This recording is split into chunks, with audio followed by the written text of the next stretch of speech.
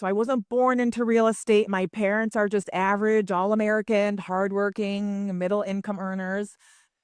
And once people hear, oh, okay, so you don't come from a family with deep pockets, you probably just bought a list or you went out there and started cold calling or launching direct mail. No, I didn't. That's not what I'm here to show you.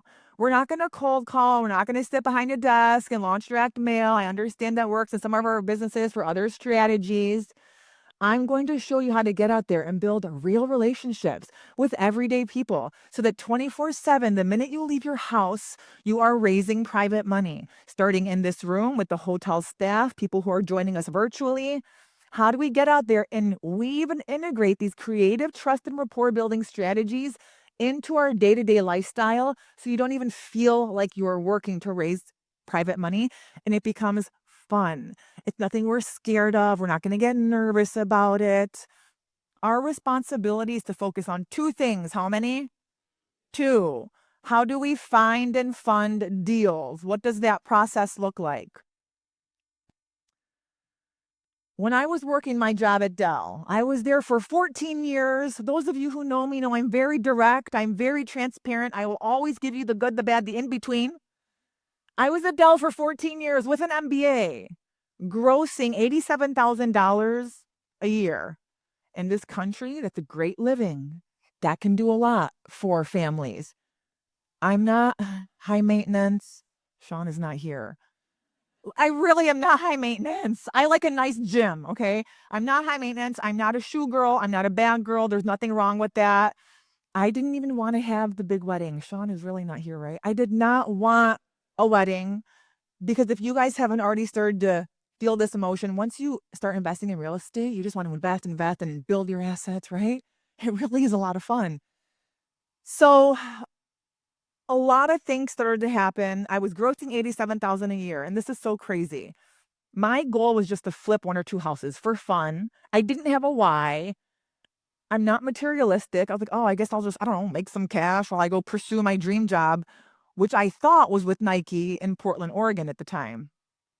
Well, then I'm working with my mentors and they're teaching me how to hire general contractors, underwrite deals, build your team, pick your target market. Still never taught me how to raise money. When I worked at Dell for 14 years, I was never a manager of people. I was always an individual contributor, just like a problem solver. So that very first year, this is 2014, I'm a brand new part-time real estate investor. My family doesn't invest in real estate. They have no money. I'm working my full-time job at Dell, grossing 87,000 a year, which means I'm bringing home less than $5,000 a month. And on accident, because of my ability to unlock this $1 million skill set, I ended up buying, renovating, and selling 10 high-end properties in downtown Chicago as a brand new part-time real estate investor. So two things happened. Number one, I did take a loss on one of those 10 properties. I still net north of 120,000. So yes, I'm going to talk about the money. That was amazing. I did see how there was no longer a cap to my financial earning ability. And I truly saw how I could leverage real estate as my vehicle to achieving financial freedom. More importantly is number two, I really fell in love with the transformation process. And I have been a flipper ever since. And I will flip for the rest of my life. I flip now on a different scale, on a much smaller scale, but I truly enjoyed the process. So I left my job at Dell and I've been a full time real estate investor ever since. For me, real estate became my game changer. This was what was going to allow me to do the things I wanted to do in life, which is really just more experiences with my friends and family members. That's it. So yes, I went on to achieve a whole bunch of amazing things and it was great. It's all a result of unlocking this one skill set. It will have a snowball effect on you personally and professionally. So everybody try this, including our virtual attendees. Close your eyes if you would like and picture and imagine a real estate deal of a lifetime. It's the deal that can literally change your life. It's the deal that allows you to leave that job, or the deal that allows you to pay for your child's tuition with just one check. Picture and imagine buying a passive income property that cash flows month after month, year after year.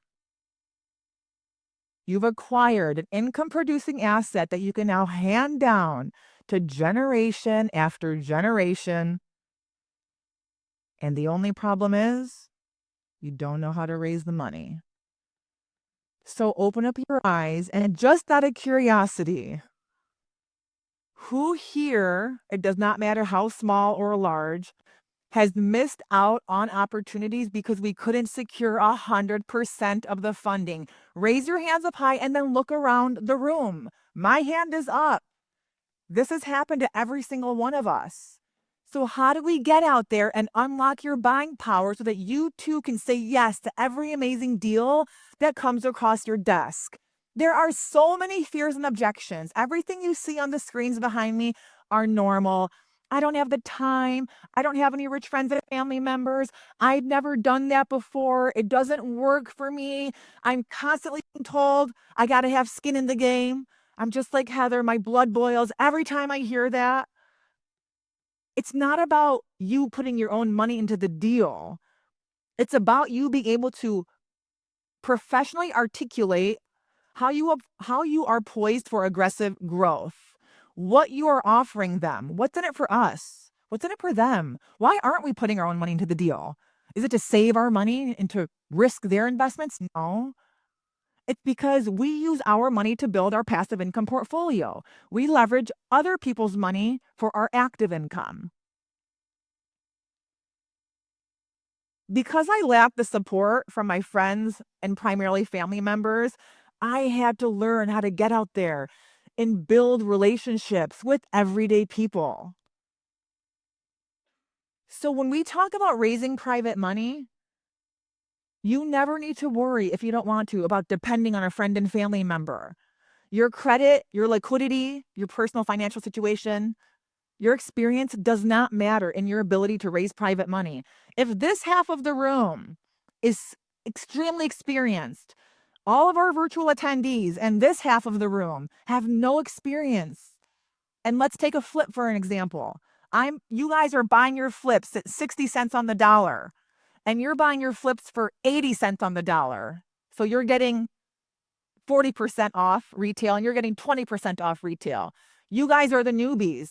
I'm more inclined to lend to you because the asset has more equity in it. Now, can you explain to me why that's a benefit right throughout all these meetings that will go on throughout the day? So your experience doesn't matter. It's your credibility, your ability to explain the controls you put into your business, your ability to build your power team, identify your target market, underwrite deals. None of this matters. This is an example of my very first deal, which also ended up being my very first mistake. These are real numbers, ballpark figure-ish. I believe I profited around $25,000 in just 4 months. For any of you who can tap into the condo play, take advantage of condos. So easy, regardless of what your investment strategy is. Well, if you're wondering why this was a mistake, because I profited 25 G's in just 4 months, this was my very first deal. And what happened was, as many of you can relate, as a brand new part-time real estate investor, I'm drinking out of a fire hose, wearing 1,000 hats. I understand that. So I had not prioritized the power of raising private money. I didn't realize I was just naturally good at that. So I ended up getting a hard money loan. And that's fine. But what about the difference? Because hard money doesn't fund 100%, right? So that gap funding, I came to the closing table out of pocket. Now, I didn't have 50 G's just sitting in the bank. When I invested in my mentorship program, that was $25,000. I put that on a credit card, but I knew I was disciplined enough to take action and listen to my coaches. So I went to my 401k at Dell, took a $50,000 loan out of my 401k, and I used that as the gap funding. Now, this is what's so crazy. 3 weeks into this renovation, my acquisitions manager, which is just a fancy way of saying realtor, or how do we position ourselves, came to me with these 2 turnkey passive income properties. Each property already was cash flowing around $300 a month. All I needed for the down payment for each property was approximately $25,000. So I had nothing. I had no money. I couldn't leverage any loans in order to buy these two turnkey rental properties. Now you may be thinking, Amy, that's only $600 a month. No, one deal at $600 a month is not going to retire us. I agree with you. But are we just doing one deal? No, we're not even doing one deal a year. So this is one example of one missed opportunity. So this was a very pivotal moment for me, and I quickly realized I'm not going to allow another opportunity like this pass me by. So I did prioritize the power of raising private money, and I've leveraged private money on all of my deals moving forward.